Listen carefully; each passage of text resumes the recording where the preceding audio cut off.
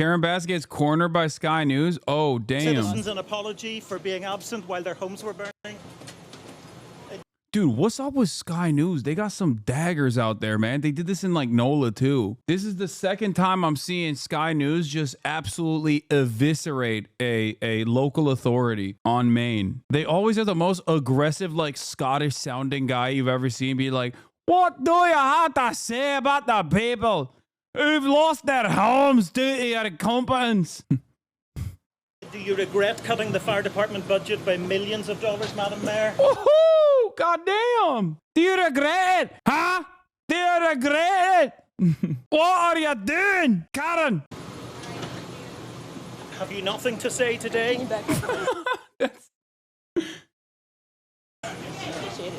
Have you absolutely nothing to say to the citizens today? Elon Musk says that you're utterly incompetent. Are you considering... Okay, but I mean, that's Elon Musk. Who cares? your position? Oh my gosh, she went nonverbal, chat. Hey, yo.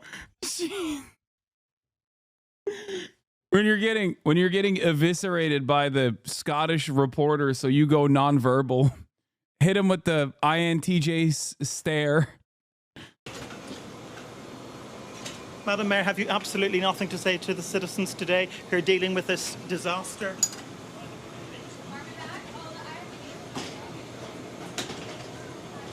No apology for them? Do you think you should have been visiting Ghana while this was unfolding back home? Okay, how was she supposed to know that? That part is like, people are like ripping her, but like, I don't think, I mean, she's back, you know?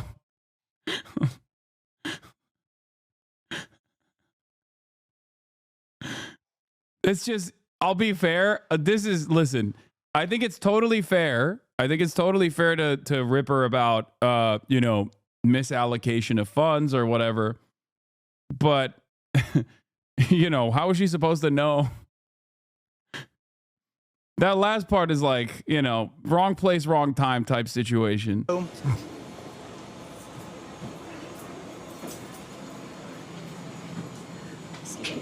She went so nonverbal, she didn't even communicate with the other person. She's like,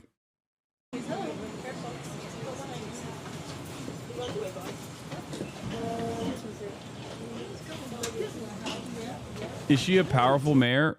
I mean, yes, when you're the mayor of Los Angeles, you are a powerful mayor. How much taller is the journalist than Karen Bass?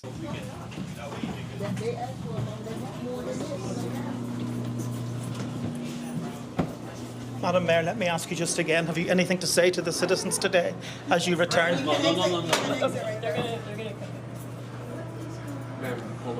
Oh my gosh, she's running away. She's hitting the she's pulling the fire alarm, dude. Madam Mayor, just a few words for the citizens today as you return to deal with the catastrophe. Can you take this down?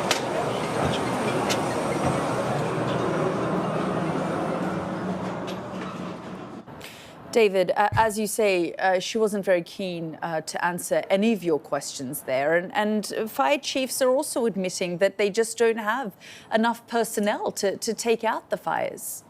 Yeah, they're fighting all sorts of challenges. They're talking about a water shortage. There are reports of fire hydrant failures. They've been unable to use firefighting aircraft for much of the day due to the smoke that is billowing ominously from the hills where the wildfires are raging. And I suppose despite that political storm, this is, of course, at its heart. How much longer until you think we go back to private fire brigades? I mean, they exist. I'm just saying that, like, they're not super commonplace, and they're usually just for like the omega wealthy.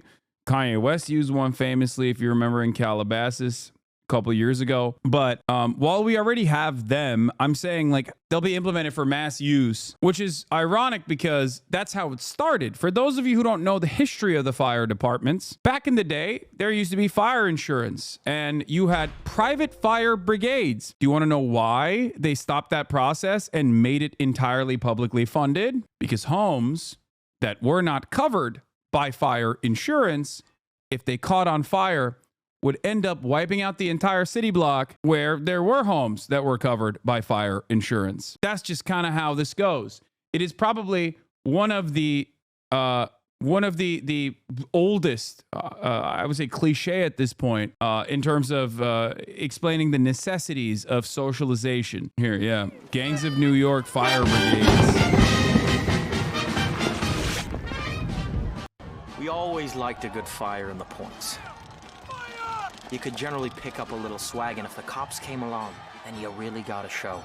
There were 37 amateur fire brigades, and they all fought each other. It's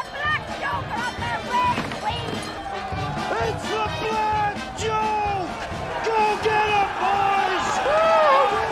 Give those Bowery boys help! Quick, before there's nothing left! Go back to the Bowery, you bum! Stop them, for God's sake, they're taking everything! In your next time of trouble, ma'am, call on Tammany first! But it's not too late, you can still save my house! The looters! They're going into the fire! They're looters! Where is the police? Nobody's fighting the fire. All they're doing is looting the house. May I point out that this building is burning to ashes? And may I point out that this area is the province of my own America's Fire Brigade, and that you lot belong only in the Bowery? May I point out that you're outmanned, outmaneuvered, and in a moment, outfought? Am I? Finally, capitalism can bring this back to us. Honestly, this is what we need. Interesting ancient Rome fact: the richest man in Rome actually owned the fire brigades and was able to purchase homes who were on fire and use that to become tremendously wealthy. That's sick. Why don't we have industrious individuals such as that? Why do we have to punish industrious titans of industry like that? It's because woke. That's why. If you want to know the answer to that burning question, it's because woke. We used to be a nation, a proper nation, where firefighters could duke it out in the marketplace. Messed up to see what it's become. Hopefully we can get back to that. Hold federal funds from California. Obviously, he has a sort of a feud with Gavin Newsom, a feud with almost every Democrat governor and senator and Democrat in general. And I think the question going forward is, could that happen? Is this something he's going to actually do when he assumes office? Because he does kind of see the federal government and the budget and the monies as his own, as to dole out as he wishes to his friends. And so I think that's the real question going forward. But it is sort of sad that this is the same president we're getting again, that there are no lessons learned. There's no sense that Californians are Americans, right? That they are struggling in these areas. 2 people have lost their lives. These fires haven't been contained at all. It looks like they're probably going to get worse before they get better, and that he doesn't have any sort of empathy and understanding about, over what these folks are going through. People have families there. Not only, you might have families still there. I have family there and friends as well. So it's just sad and still shocking. Literally, as you're speaking, what we're looking at are live pictures of neighborhoods in LA County burning. I mean, the roof there is literally on fire. And as we heard from local officials, LA officials in the last hour, they just can't. Yeah, the only lesson Trump learned from the last time around is that he has to, 1, make sure that everyone in his corner is firmly within his corner.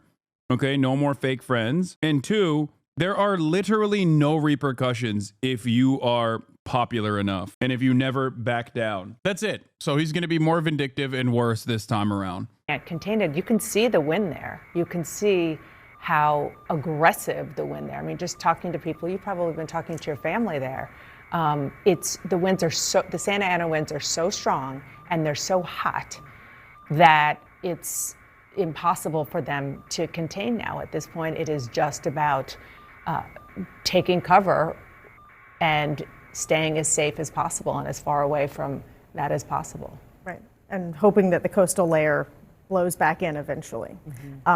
Certainly in fires like this, they are trying to draw lines, but the lines are being crossed by the fire. Yeah. All right. Well, I assume we'll hear from President Biden at some point. It is definitely odd timing that he is there. As he said to Susan Page, our friend, he is awaiting the birth of his first great-grandchild somewhere in that area.